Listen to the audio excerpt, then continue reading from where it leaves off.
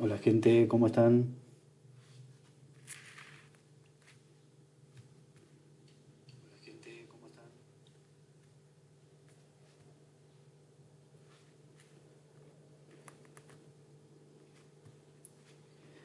Bien, hoy vamos a tener la clase que hace unos días, hace una semana ya que venía intentando dar y bueno, arrancamos hoy.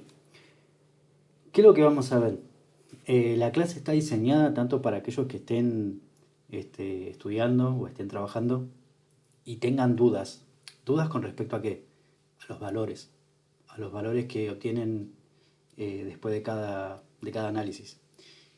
Este, para saber o para intentar interpretar si esos valores son este, normales en el paciente, un paciente que es patológico o que puede interpretarse como un error, porque puede pasar que tenga una discrepancia con valores anteriores y demás, y ustedes digan, eh, esto es normal, esto es real, esto no me coincide, será de otro paciente y demás. La clase de hoy es para tratar de limar esas partes. Voy a hacer un saludo acá.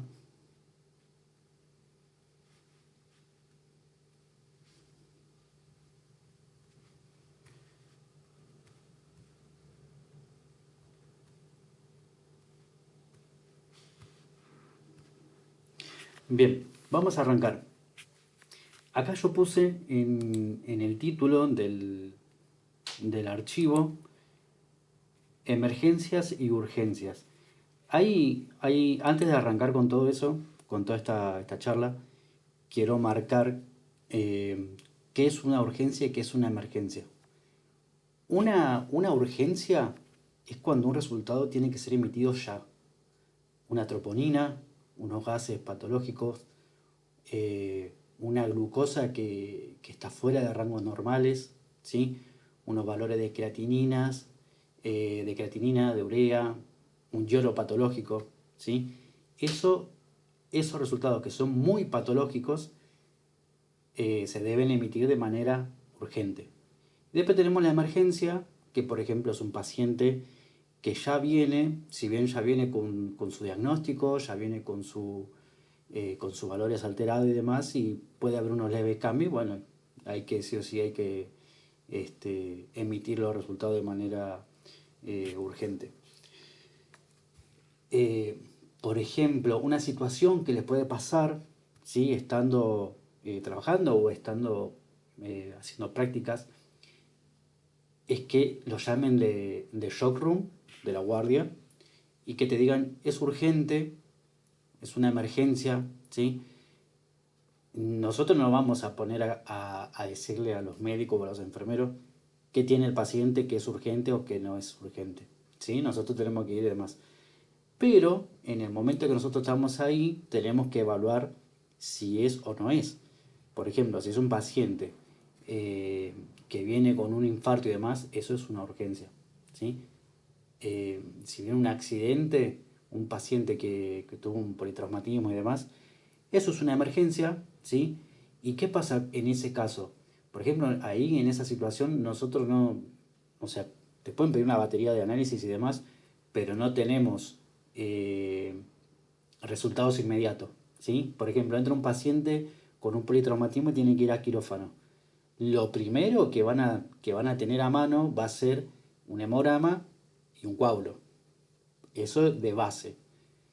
Eh, y el único resultado que puede salir de manera inmediata, por ejemplo, sería un hemograma. El coágulo no, porque tiene su proceso centrifugado, de procesamiento y demás. Entonces ahí es donde entra el rol de cuál es una emergencia y cuál es una urgencia. Una urgencia va a ser las determinaciones que se entregan inmediato. Por ejemplo, un yodo que sale del equipo de gases, los gases mismos, una troponina, ¿sí? Esos son resultados que salen ya. Una glucosa, ¿sí? Por ejemplo. Entonces ya con todas estas cosas, más o menos que lo tengan encaminado, eh, bueno, además de que lo puedan llamar de terapia y demás. El tema de la terapia, por ejemplo, siempre va a ser una urgencia, pero con la diferencia que ese paciente o esos pacientes ya vienen con sus antecedentes, ¿sí? Bien, para arrancar acá yo marco errores preanalíticos, ¿sí? ¿Por qué marco errores preanalíticos? Porque son los primeros errores que uno puede llegar a tener frente a una emergencia o a una urgencia. Por ejemplo, un error típico, una mala extracción. A ustedes les pueden remitir la muestra, por ejemplo, si están en el laboratorio y viene el enfermero, el médico, a traerle la muestra, ¿sí? Se las remiten y van a encontrar valores que son raros. Y ustedes dicen, che, pero ¿esto será o no será? Un hemograma medio raro, medio alterado. eh, por ejemplo, no sé, estamos hablando de 10 de hematocrito o 20 de hematocrito y ustedes dicen, uy, este paciente no tiene antecedentes. Entonces ahí ya tienen un parate. Después se ponen a mirar todo, ¿sí? El resultado del coágulo, si es que lo tiene, un coágulo alterado, por ejemplo, con un TP de 20, de 15, y ustedes dicen, acá hay algo que no me cierra, ¿sí? Eh, Vamos a la parte de la química, van a ver que el potasio, el cloro y el sodio se disparan, ¿sí? Con valores raros. Las transaminasas, por ejemplo, del hepatograma empieza a tener valores como 1 o 2 o 0 o valores negativos. Las bilirrubinas no se alteran, ¿sí? Las bilirrubinas tienen sus valores casi normales, siempre y cuando sea un hepatograma normal, ¿no? ¿Qué más podemos encontrar? Proteínas bajas, albúminas hiper bajas. Entonces ya cuando tienen esas situaciones que son así de esos valores muy raros de hemograma, de coágulo, iono y la parte de química, ustedes ya tienen que sospechar que esa muestra está mal tomada, ¿sí? ¿Por qué tienen que sospechar que está mal tomada? Porque cuando una muestra, por ejemplo, la toman desde donde tiene el suero el paciente, automáticamente tiran esos valores raros. Y ustedes pueden decir, uy, el paciente se está desangrando, por ejemplo, o el paciente tiene algo con el iono, y no sé qué es. Entonces, frente a esa situación, mayormente ustedes cuando están de guardia pueden estar de A1 o de A2. Si están de A1, bueno, es un clavo. Si están de A2, pueden zafar. Si están solos, ¿sí? Mientras van procesando la muestra, levantan el teléfono o no sé cómo se manejarán, si tienen teléfono o se tienen que acercar hasta la guardia y demás, y preguntan, ¿cómo tomaron la muestra? ¿Sí? No, la tomamos desde el brazo donde tiene el suero.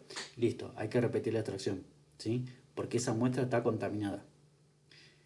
Ahora, si ustedes ya saben que esos errores pueden llegar a cometer de manera simultánea, o sea que siempre ocurre ese mismo problema, ese mismo error, lo que primero hacen es cuando llega la muestra, es preguntar, ¿cómo tomaron la muestra?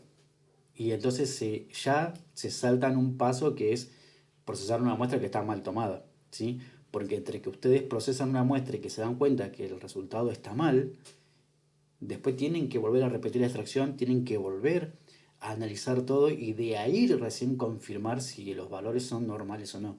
Entonces, lo que les queda es, si tienen confianza con el médico, con el enfermero, con el que le traiga la muestra, es de dónde tomaron la muestra o cómo tomaron la muestra. ¿Sí? Siempre eso. Y en las emergencias o urgencias siempre sucede eso, que le toman mal la muestra, ¿sí? Que lo toman de donde tiene un suero, que por ahí pusieron el suero, se olvidaron, ¿sí? Entonces tienen que, de la misma vía, ¿sí? Toman la muestra desde ahí y tenemos este tipo de errores. Entonces, en la parte preanalítica, la extracción siempre es fundamental. Partiendo desde ahí del tema de extracción. Si la muestra es remitida, le tengo que agregar una nota. Hola Betty. Sí, siempre eso. Ojo, siempre que su bioquímico o bioquímica les digan que agreguen esa leyenda. Yo siempre, depende también del tipo de sistema que tengan. Yo, por ejemplo, siempre en el sistema que yo manejo, tenemos una solapa en donde tenemos como notas externas y notas internas. En notas externas, cuando vos pongas cualquier cosa, va a aparecer en el formulario, o sea, en el protocolo. Y después tenés las notas internas, que solamente lo ven los que están en el laboratorio, o sea, todos nosotros los que estamos tipeando y demás. Entonces, por ejemplo, supongamos que yo pongo como una nota interna que la muestra fue remitida, el médico, el enfermero o el que lo vaya a ver no va a ver esa nota en el protocolo, ¿sí? Pero si vos entras y querés mirar algo en el protocolo desde el sistema, lo vas a ver que te aparece.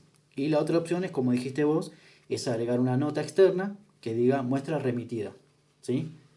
Después si querés poner el nombre, el apellido, bueno, eso ya forma parte de, de cómo la jefatura se maneja, ¿sí?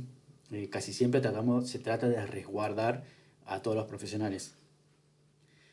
Nosotros usamos Labs. ¿Labwin o Labs se llama el sistema? Labs nunca lo escuché. Labwin sí. Y después había otro que se llama Kern, que está muy bueno. Después había otro que usaban el Austral, no me acuerdo cómo se llamaba, pero era también, era medio enquilombado ese. Era porque tenía, o sea, dentro de todo eso tenía todos, o sea, eh, toda la parte de laboratorio y también tenía los pedidos que te hacían ahí, o sea, que vos estabas trabajando con tus cosas y al mismo tiempo veías los datos del paciente, por ejemplo, o historia clínica del paciente.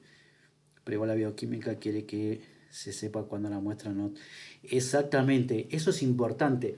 ¿Por qué es importante? Porque uno acota errores ahí. Porque supongamos que te, te trae una muestra, ponele que estás con 30 muestras, te trae una muestra y vos no tenés idea, o por ahí te olvidaste, tenés 30 muestras para procesar, te trajeron 5, y vos decís, bueno, déjamela acá, qué sé yo, te pones a procesar todo y después no te acordás ni quién era el paciente que vos le sacaste o cuál te trajeron. Entonces siempre rotular como muestra remitida o que en el protocolo esté la evidencia de que la muestra fue remitida es para salvaguardar tanto al técnico como al bioquímico, ¿sí? Y que si hay algo de discrepancia con los resultados, ya sabe que la muestra fue remitida y que si hay algún error que se zafó, porque se puede zafar, ya saben que no fue problema del laboratorio, sino de la persona que tomó la muestra, ¿sí? Este, Después, lo que ocurre también, otra cosa, es que eh, supongamos que te piden química, coágulo, eh, química, coágulo y hemograma. ¿Qué pasó? Se olvidaron de sacar el coágulo. Bueno, lo que hacen es abrir la tapa o sea, abrir el hemograma, cargarle un poco al coágulo y te lo remiten así. Y vos decís, bueno, acá tengo un coágulo que es patológico, si no coagula. Entonces, ¿qué haces ahí? Obviamente que tenés las mismas variantes de hoy. ¿La muestra fue remitida? Sí. Entonces, tu leyenda de muestra remitida es lo primero que tenés que colocar. Segundo, ver si tiene antecedente o no. ¿Tiene antecedente? No. Entonces, casas el teléfono, preguntas, ¿el paciente está anticoagulado? ¿Toma alguna medicación? ¿Qué medicación toma? Y acá es donde surge la pregunta que una vez me hicieron, creo que en segundo, en tu curso, creo que fue Betty, que me dijeron, ¿nosotros tenemos que saber de medicación? La respuesta es que no. Nosotros no tenemos que saber de medicación como técnicos, pero sí lo tenemos que saber como profesionales, porque si yo te digo, o por ejemplo el médico te dice, eh, sí, el paciente está tomando acenocumarol, así que puede ser que tenga alguna alteración, y vos decís, ¿qué es acenocumarol? Porque nunca lo escuché, o el paciente está tomando warfarina y no sabe lo que es, entonces te entra la duda, pero ¿qué es lo que se va a modificar? Entonces, mínimamente tenemos que tener un conocimiento, no de todo, pero de las medicaciones más frecuentes y que pueden alterar y que no. Eso también es importante. Entonces, si nosotros tenemos un coágulo que viene remitido, ¿sí? Y que sospechamos que han rebasado, o sea, han pasado muestra del tubo de hemograma, ¿sí? Al tubo de coágulo, esa muestra no va a coagular nunca. Entonces la pregunta es llamar y decir, el paciente está anticoagulado, no está anticoagulado, eh, te dice no está anticoagulado y a vos te da igual, bueno, hay que sí o sí sacarle otra vez la muestra. Y de paso saca para todo, no solamente para el coágulo. Pero esas cosas también te pueden llegar a alterar el resultado. Y otra cosa es que, por ejemplo, te topes con esa situación y tengas las opciones de que justo el paciente esté anticoagulado, y ahí te querés morir, porque si bueno, el paciente está anticoagulado, y entonces es compatible. Es compatible que no te coagule, pero tenés que saber si sí esa muestra está bien tomada o no. Porque si, por ejemplo, tenés una muestra que no coagula, al paciente lo que se le, o sea, dependiendo de del tipo de anticoagulante que tome, ¿no? Pero lo que ocurre es que al paciente le retiran la anticoagulación y le pasan vitamina K. Y por ejemplo, vos informaste un coágulo en donde el paciente o donde colocas no coagula o los tiempos mayores, menores y demás, y en realidad ese paciente estaba en rango. ¿Y qué pasa? Le retiran el anticoagulante, le ponen vitamina K y el paciente puede hacer trombosis. Entonces, siempre que tengan un coagulograma patológico, ¿sí?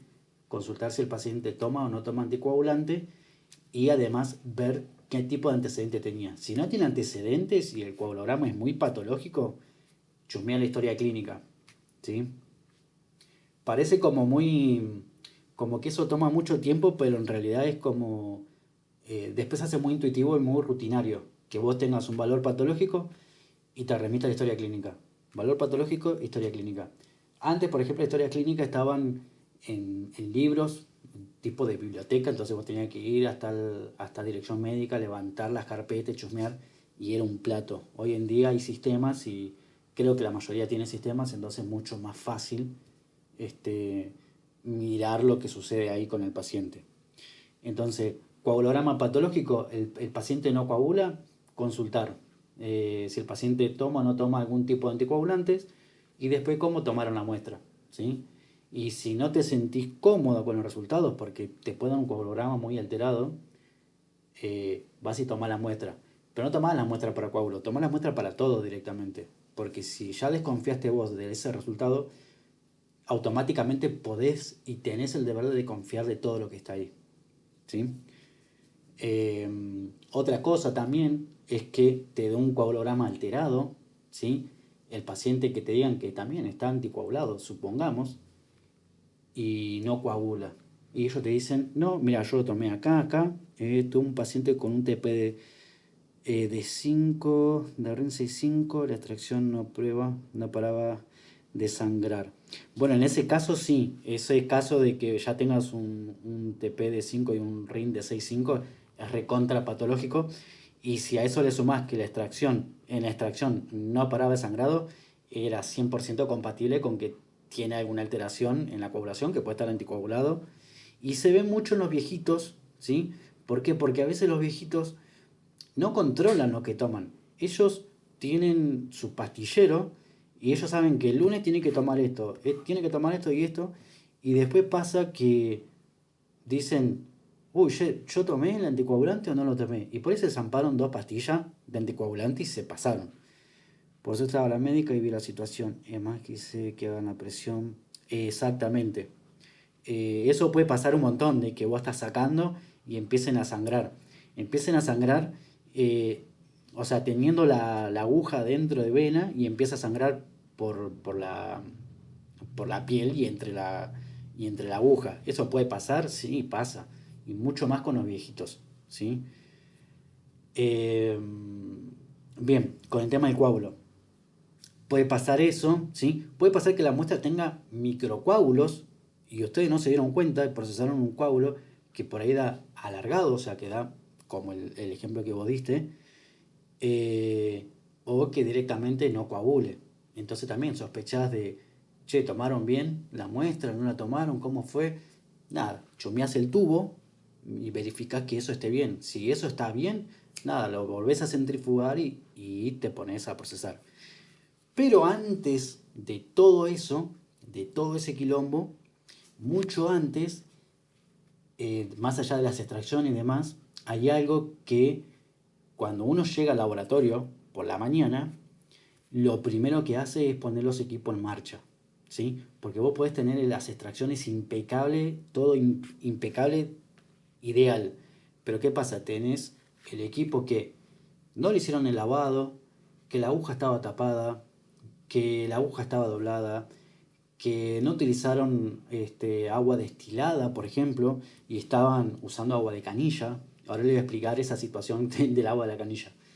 Este, las cubetas sucias, lavados que se omiten, ¿sí? ¿Para qué? Para tratar de acortar el gasto de reactivos. Entonces, tener un equipo a punto es lo ideal, o lo ideal y lo indispensable para cualquier laboratorio. Entonces, todos los equipos tienen que estar a punto. Después nos remitimos a las extracciones, que las extracciones tienen que estar bien y a medida que vos vayas procesando te vas a ir dando cuenta si hay errores o no. Si el paciente tiene antecedentes, joya, y si no los tiene, hay que tratar de averiguar todas esas situaciones. Todas las dudas que uno tenga, las tienen que ir buscando, ir resolviendo. ¿Sí? Eh, por ejemplo, no sé, se me ocurre, te trae una muestra, un hemograma y química, el enfermero, el médico se olvidó de ponerle, de cargar el tubo de química y te pasa un poco de muestra del hemograma o del coágulo al tubo de química y cuando vas a procesar te encontrás con valores que decís, ¿qué pasó acá? El hemograma está impecable porque, por ejemplo, tenía antecedentes y decís, el hemograma me recontra coincide, pero, por ejemplo, no me coincide la química, ¿qué pasó? Te pones a chusmear los valores y con el tema de los anticoagulantes como el citrato o el lecta, no modifican tanto la TGO y la TGP, pero sí presten atención a la FAL y después a las albúminas y a las proteínas, que dan valores raros. ¿Sí? Eh, y ahí cuando te dicen, pero ¿qué pasó acá? Hay algo raro. Y ojo, ojo porque también depende del tipo de reactivos que utilicen. ¿Sí? No digo que que se dé para todos los reactivos, pero dependiendo del tipo de reactivo que ustedes utilicen, eso se va a hacer presente o no. Por ahí no pasó nada y pasó largo y ustedes ni se dieron cuenta. Pero porque el reactivo sí admitía trabajar, por ejemplo, con plasma, conecta o con citrato, por ejemplo. Puedes tener otro reactivo que no admite plasma, que admite solamente suero y viceversa. ¿Sí? Entonces, esas situaciones siempre las tienen que tratar de manejar. Y siempre, por más que cuando se vayan a la casa y demás se digan, bueno, ya fue, ya pasó el trabajo y demás, traten siempre de leer los insertos de los reactivos. Eso es muy importante porque eso le va a ayudar a resolver un montón de problemas. Si ustedes trabajan con reactivo de Wiener, van a los insertos de Wiener y tienen todo para estudiar de ahí. No digo estudiar, pero ustedes automáticamente pueden saber, ah, mira, este tubo, este reactivo no me admite ETA, por ejemplo. Así que lo más probable es que me hayan contaminado la muestra con ETA o con citrato. Supongamos esa situación. Después otra situación que se les puede brindar es en el ionograma, ¿sí? Porque van a ver que los valores de potasio y de calcio y además el sodio se disparan, ¿sí? Algunos suben, otros bajan. ¿Y qué es lo que pasa ahí? Van a ver que el sodio, por ejemplo, tiende a bajar un montón y el potasio tiende a bajar un montón y el sodio aumenta un montón. Perdón, al revés. El potasio se dispara y el sodio baja valores raros. ¿Eso es por qué? Porque justamente el ECTA, ¿sí? Es un quelante y lo que hace es atrapar a todos los electrolitos, ¿sí? A todos los metales y los mete en su núcleo y obviamente el resultado va a ser que el ionograma esté alterado. ¿Y el potasio por qué está aumentado? Porque el ECTA es, ahí lo voy a poner acá, el ECTA tiene esta fórmula, es ETA K2, ¿sí? Entonces cuando ustedes utilicen este en el hemograma, van a ver que cuando procesan un tubo de química y hacen un ionograma, se va a presentar ese ETA K2 ahí porque va a estar disparado el potasio, ¿sí? Entonces esas cosas tienen que ustedes ir manejando o más o menos ir intuyendo, ¿sí? Eso va a depender mucho este, de lo que ustedes vayan ambientándose en el trabajo. A veces ustedes se preguntan, che, ¿por qué este sí, por qué este no? Bueno, justamente es por eso. Eh, a veces algunos reactivos admiten un tipo de muestra y algunos no. Y si alguno no lo admite, ese tipo de muestra, siempre tratamos de adaptar en el caso de urgencias, ¿sí? Por ejemplo, si vos tenés un paciente que está, eh, no sé, en la terapia y que está mal, ¿sí? Muy mal, y vas a ver que hay, eh, que por ahí le sacaste un tubito chiquitito de hemograma, y vos decís, uy, esto no me alcanza para nada, te alcanza y le puedes largar un hemograma y una glucosa o una urea, por ejemplo, y una creatinina de ahí. Entonces también ahí está el lado B de las cosas que uno hace, ¿sí? De los que uno puede llegar a hacer. Eh, Eso es para no dejar como un colador a los pacientes, porque a veces es tan complicado que ya te da cosa pincharlos, y hay veces que lo pinchan mucho a los pacientes, tanto arterial como venoso, que ya después no tenés de dónde sacarlo. Bien, dicho todo esto, ¿hay alguna duda que quieran preguntar? ¿Algo? Cualquier cosita me van escribiendo ahí. Bien, yo acá organicé todo en un índice, ¿sí? Para que más o menos tengan, después lo puedan leer y lo chusmen, ¿sí? Hay un índice que les puse. Bueno, un prólogo además de que lo hice. ¿Cuál fue el motivo por qué lo hice? Y arrancamos con la fase preanalítica, ¿sí? Que es lo que ya estuvimos hablando todo este tiempo. Error de extracción, ¿sí? Acá tenemos. eh, y acá enumeré lo más importante o los que más uno puede llegar a cometer durante unas prácticas o una guardia, ¿sí? Con respecto a la parte de extracciones. Identificación errónea del paciente. Ustedes pueden preguntar, ¿profe, eso puede pasar? Sí, obvio. Obvio que puede pasar. Y mucho más en el shock, en la guardia. Puede pasar que vos tenés un paciente que se llama González Federico y tenés dos. Y vos decís, bueno, a ver quién es González Federico, me figura en la cama uno. Vas y decís, ¿sos González Federico? Sí. Y por ahí le sacaste y no era ese el paciente. Y a veces ni siquiera, porque uno no le va a decir el DNI al paciente, no le va a preguntar el DNI. Y a veces también lo que sucede es que en muchas de las guardias hay carteleras, ¿sí? Los carteles, los típicos carteles. Es como un pizarrón y anotan todas las camas y qué paciente está ahí y qué paciente no. Entonces ustedes van a ver que el paciente González Federico y después tenés otro González Federico y por ahí tenés otro más. Entonces tenés tres pacientes con el mismo nombre y ahí es donde entra el rol tuyo de decir, bueno, tengo tres y necesito el DNI. Si la orden médica viene con DNI, joya, porque si el paciente está despierto, va y preguntás cuál es tu apellido, tu nombre y tu DNI, y así con nosotros. Ahora, si ese paciente está inconsciente, tenés que remitir a la historia clínica de cada uno de esos y certificar que sean ese paciente, ¿sí? Que el González Federico que vos les tenés que sacar es ese paciente que está ahí, ¿sí? Bien, identificación correcta del paciente, prolongación del tiempo de torniquete, o sea, del lazo. Nosotros cuando hacemos la extracción tenemos que realizar a través que tenés.